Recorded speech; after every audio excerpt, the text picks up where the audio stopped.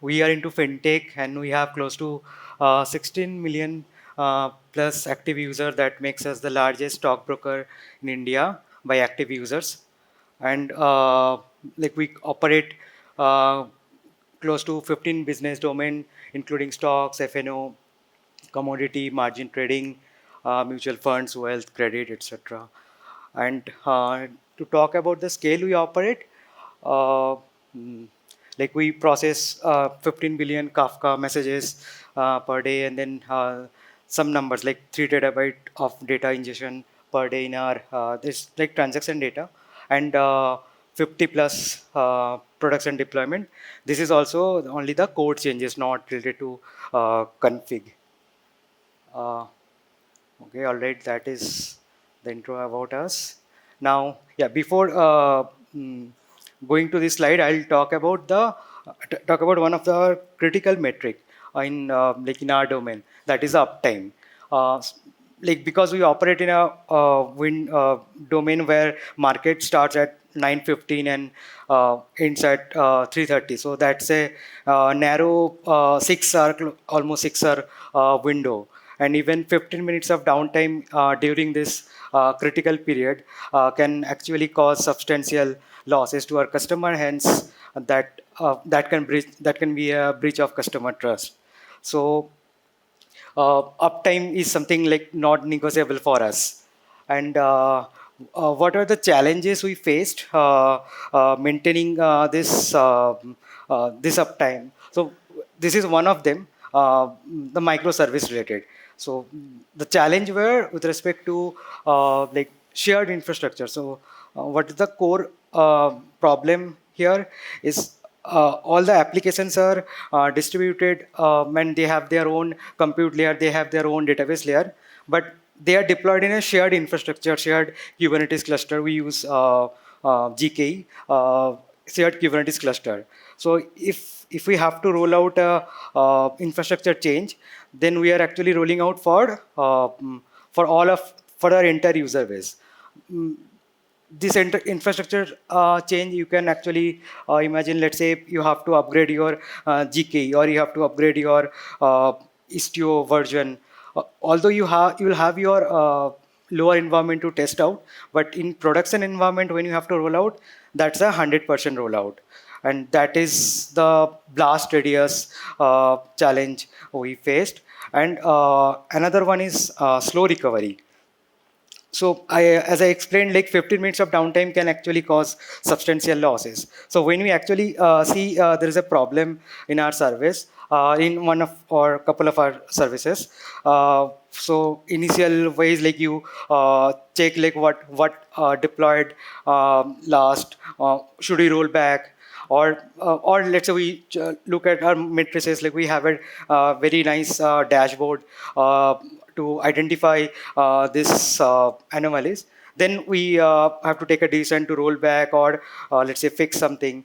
That takes time. Like 15 minutes it can easily take, but that is not something we can like tolerate. So that's why, like, imagine if you have a parallel infrastructure, where we can just quickly route user traffic, and then debug, and then figure out the next action item. So that is one of the challenge. Then network stress.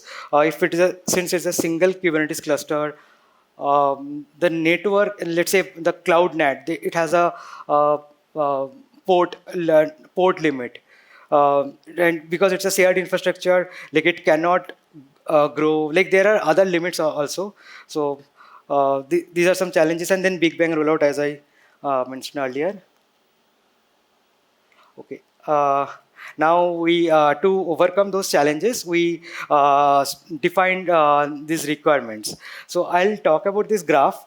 So this is a this is a graph we picked from system design. This is a standard product journey.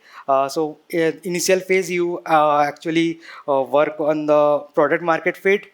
Once that is established, you work on the like there will be a phase where the revenue with the customer will grow exponentially, and you will see those problems which will like some monolithic problem or some, let's say, tightly coupled system, you will try to those problems will try to reveal. And in this phase, actually, you will face the challenges I explained earlier, and we defined the requirements to overcome. It's it has to be isolated, isolated environment to isolate fault and change, and then the mean time to recovery, MTTR, it has to be minimal. And vendor lock-in, that's not an immediate requirement for us, but we wanted to have this provision of moving some user cohort to separate cloud or separate infrastructure or data center, wherever. Wanted to have this provision. Okay. Now, this is the parallel infrastructure I was talking about. On the architectural shift we had to explore. So we started with a basic first principle, how distributed databases achieve this isolation. Like that's called like shared nothing architecture. So where you have your compute and data layer, it's separate, and all these isolated pieces, they don't talk to each other for a serving request. They might talk to each other to identify which the user belongs to which node or something, but that is the core concept. And this is this, if you see the diagram, this is also one of the pattern called bulkhead. Like this has been there since very long. Like in ship hulls, yeah, they used to have this watertight compartment, so that in case of any failure, like entire ship doesn't sink in case of a failure of just one compartment. So if you can watertight it, so it won't failure. So that is called bulkhead. So we took inspiration from this, and we took it further and figure why just isolated failure? Why not just have isolated slices of entire system? So, and that was the foundation of our cell-based architecture. Isolated slices of entire system that can operate independently. And then this is the diagram, like the design of the entire stack. This is a logical diagram. So there will be there are three planes: control plane, data plane, management plane. Data plane is the muscle, so which takes care of routing the request to multiple cells, and actual request processing happens here. Control plane is the brain part. It decides user will user distribution among cells, and let's say if I have to mark any cell faulty, or let's say if I have to coordinate one cell, all these things happen from here. And the management plane is where we use to deploy applications across cells. We observability across cells. All right. And now the key components. So I'll start with the control plane part. First component is user placement. If you see earlier, like this is the control plane part. The placement registry. So in placement, user placement, this is the service that owns the metadata store for user cross-cell mapping. We used a consistent hashing, like very basic, divided the users into multiple partitions, and we distributed those partitions among cells. And we have override support for internal users and power users. And this was the key. This was some key requirement. And then obviously, like since this is a part of a control plane service, this shouldn't come into any request path. Now the traffic routing, this is logically this sits in data plane, but this is also important because this works hand in hand with the control plane, the placement part. So the key requirements for it to be like, it has to be like fast and reliable. Reliable, why? Because this shouldn't act as a single point of failure. Otherwise, like if the traffic router is down, the cell-based setup, the entire setup is goes for a toss, like because you have a single point of failure. I'll talk I'll talk about like how we achieve this, and it has to be a transparent proxy. Uh, by transparent, we meant like client should do like have should have only zero to minimal changes to route traffic through this proxy. If they have to do lot of changes in rolling out this entire setup for uh, the entire organization, it will take a lot of time. And so we decided it has to be transparent, and quick failover is just for like since we started with the 15 minutes of downtime, let's say within we designed everything to just to get rid of that time. So failover has to be very quick. Like if we decide one cell is unhealthy, you just switch users from that cell to other cell. Yes, now I'll talk about how we actually implemented this routing. As I said earlier, like we didn't want single point of failure. So from starting only, like we didn't want to have a separate component for this. So we used whatever was existing in our setup only, and we just added rules on top of it. We are using Cloudflare for our CDN and WAF stuff. We use the origin rule of Cloudflare to do the origin routing, and for cross-domain routing, we used Istio destination rule. So all these were present, just that we are not using it. But when we thought like if you have to do a routing based on rules, like why not just rules? And this worked for us. Now I'll talk about the propagation. So as I said earlier, like this user placement and the traffic router, this works hand in hand to solve the routing. But we have a strict requirement. User placement shouldn't come into in the data path because it's a part of control plane. So what we did to solve this, like this is also very simple solution. Like we had one MySQL database and had separate replica deployed in each cell.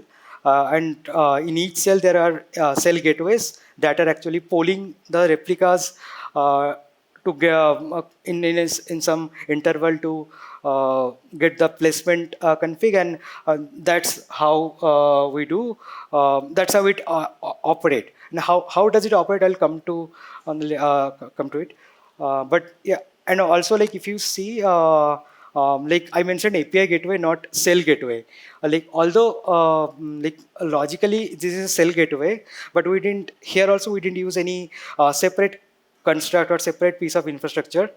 We already had API gateway. We just empowered them to solve the routing and rerouting this routing problem basically. I'll talk about how we did this. So this is the diagram. So imagine. There's this user who is unaware of like which cell of Grow it belongs to. So it just sends a request. It can send with a let's say empty header. And edge router, we have this rule. If there is if user is coming for a like if the header is present, you use that header to route traffic, or you do a round robin to any other origin. And in origin, there is a cell gateway, which is like API gateway only, and that polls our user placement service and figure out like whether this user belongs to this cell or not. And it has two options. Like if user belongs to this cell, just process the request as it is, and if it doesn't, you send 317 redirect. That is also we came up with this code. Just like that, and then with a correct header. Now we have this handling in client side where like if the response is coming as let's say 317 with the updated header, you update your local copy of header, and from next request onwards you use the same the correct header. So that time it will be simple, like it will just process. And but here you can imagine one thing, like now first request actually failed, and then a user has the client has to reinitiate the like replay the original request. For end user, that can be a that can be bad experience. Like if I place an order and the button it failed, and then again I have to place an order that actually succeeded. So to handle this, what we did, like we had put all this handling in the networking layer of our client, like in Android, iOS, and web, where basically it intercept that response and replay the original request, so that end user doesn't feel like it went through a cell switch, but it happened seamlessly. And this is how we actually correct do a drift correction when we have to move user from one cell to another cell. Although that is not a daily use case, like if we have to do any sizing activity, we have this provision in place.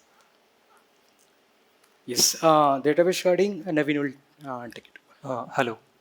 Yeah. So since we have already sorted out our traffic routing needs, like we are able to define a user affinity to a cell. We are sending them headers. They are coming consistently to our origin. We need to sort our data as well in a way that also solves us for movement of users across cells. So creating sarts is easy, but managing it in long run, where you have to move a user, you have to move the data also and all. So our key requirements before choosing a data store that does all of that out of the box, or like that has all the solutions in place, was basically these four. Our most of the applications rely heavily, like you talk SQL, and like rely heavily on ACID properties like given by existing database to basically ensure data consistency. So these two were non-negotiables, like we need it for sure. And at last, the most important feature what I talked at the start of this slide was data pinning and rebalancing. How you basically ensure that in case you have distributed SQL, of course, there will be some extra latency introduced, because you need to have a consensus over the data. Multiple nodes need to agree, like, yeah, this is correct, right? And like there is no inconsistency due to active setup. So data pinning is where you have, let's say, three cells. And as we talked about, we plan to achieve regional failover and all those things using cells. So cells need to talk to DB, which is closest to them. Basically, application talks to a DB, which is closer to them. And data pinning is where, let's say, 33% of users are belonging to cell 1. So those 33% users data should be very close to this application. That is, so we can, so we wanted a data store that allows us to pin the data locality to a node which is close to applications. So, and rebalancing at last. If you move, let's say, 5% of users from cell 1 to cell 2, which is, let's say, in Delhi, and cell 1 was in Mumbai, you need to move that data to Delhi, and you need to have your own workflows and everything. And if some data store already provides us that, like, simple a column update of region can basically move your data in background. Let's say if DB engine basically takes over that task, like heavy lifting from us, it will be very easy for us to operate in that scenario. And at last, CDC is non-negotiable, because all of our analytics tasks and everything depend on our data lake storage. So we wanted CDC support from the data store. So yeah. So we choose Cockroach DB as our data store, which has multi-region support.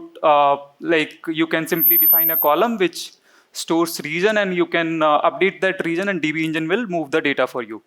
So it has all the features that were required.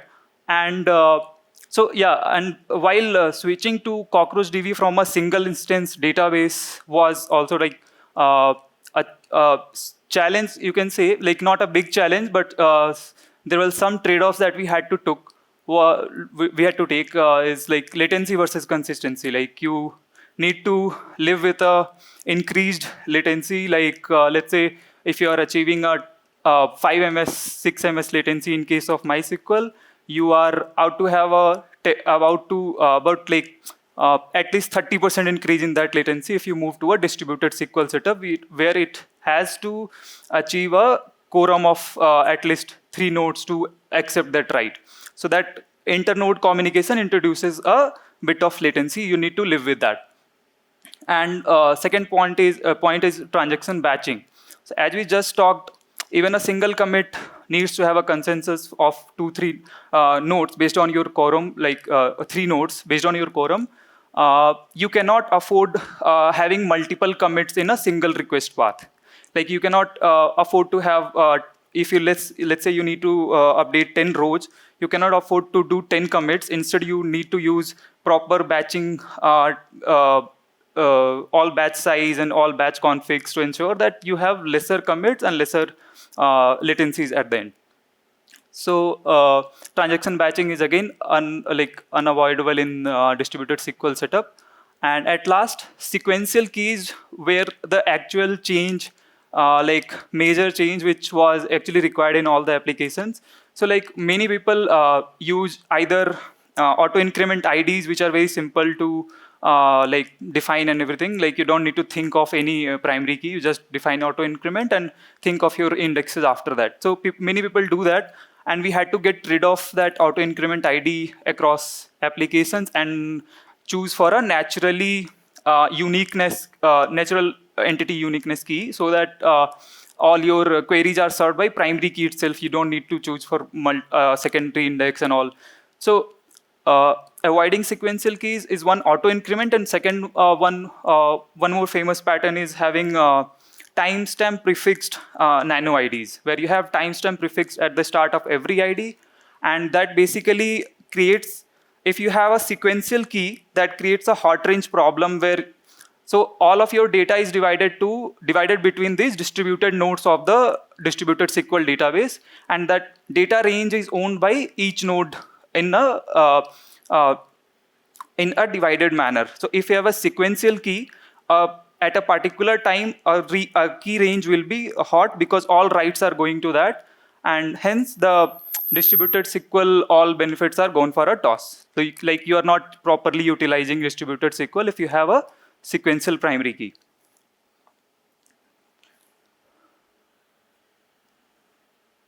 So yeah, now that we have talked about our two primary components, which is ensuring traffic routing and at last like our data sharding layer, we'll talk about what qualifies for a cell. How do we define, like, yeah, this application should go to cell-based deployment and this should not, like how we go about it. So the considerations are basically simple, where if you have a background task, which is bulk processing, recon, and back office, you don't need to have a cell-based deployment where you partition your data, process it separately, then again recon it with all the cells separately. You can simply live with an active-passive setup where you bring up your passive setup on demand and you process the data if active is down. So that can basically, for operational heavy use cases, cell-based deployment is non-essential, and you should avoid such complexity. And again, as Saurabh talked about the product fit market and the hypergrowth journey of products, like if someone is going to product market fit, they should not opt for cell-based deployments, because the operational complexity and the cost also can basically bite you back, and it can be a premature optimization for you.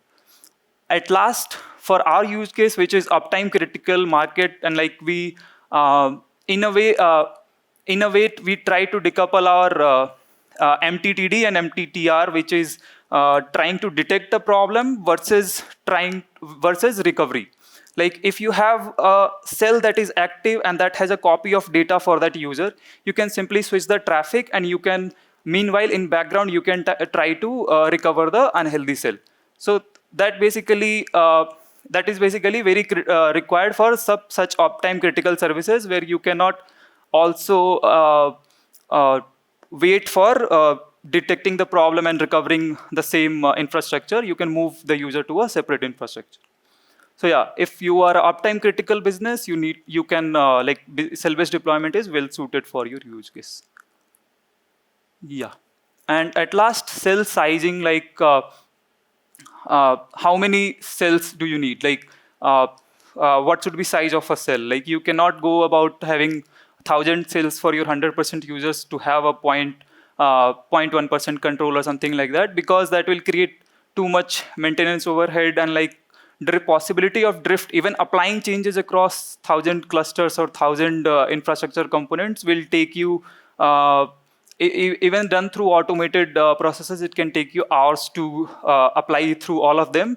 And again, any vulnerability, any issue you need to fix will take a lot of time. So that maintenance overhead is something that you cannot live with. So you should avoid many small cells, and also like few large cells, like having only 2 cells, let's say.